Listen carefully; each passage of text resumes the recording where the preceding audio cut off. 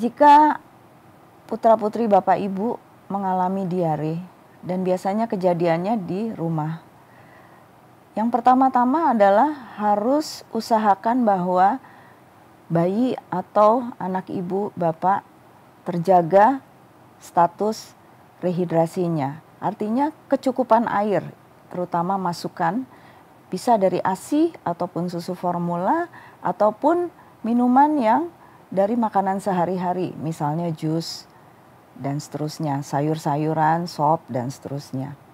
Jadi pada bayi yang masih mendapatkan ASI, jangan pernah menghentikan ASI-nya.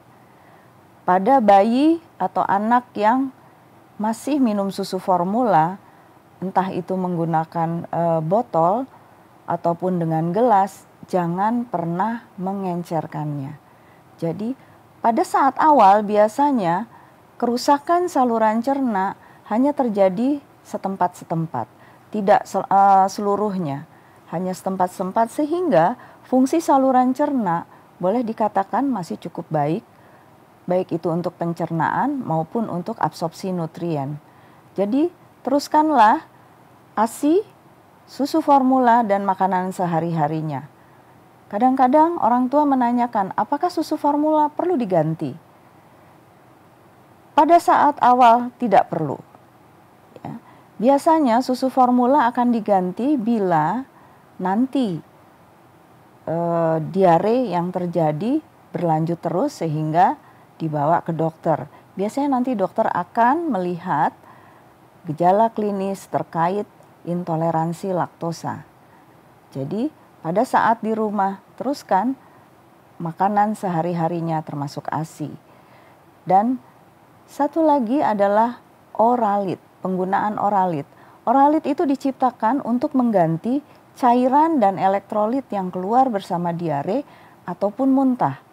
Jadi setiap anak setelah diare ataupun muntah akibat gejala ikutan diare, usahakan untuk memberikan oralit.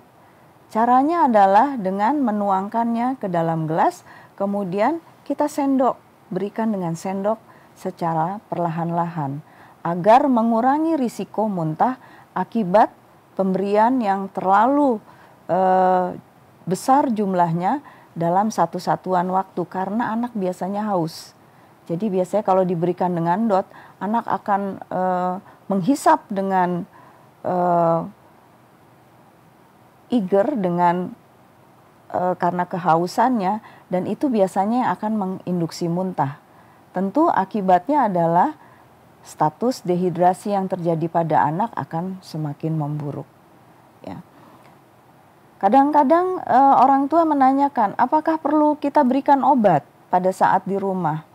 Karena banyak dijualan di warung obat-obat yang untuk penderita diare pada orang-orang dewasa. Jawabannya adalah tidak perlu. Ingat tadi, untuk anak yang usia di bawah 2 tahun, kebanyakan penyebabnya adalah virus. Dan virus itu akan sembuh dengan sendirinya. Yang penting adalah kita jaga agar anak cukup cairan.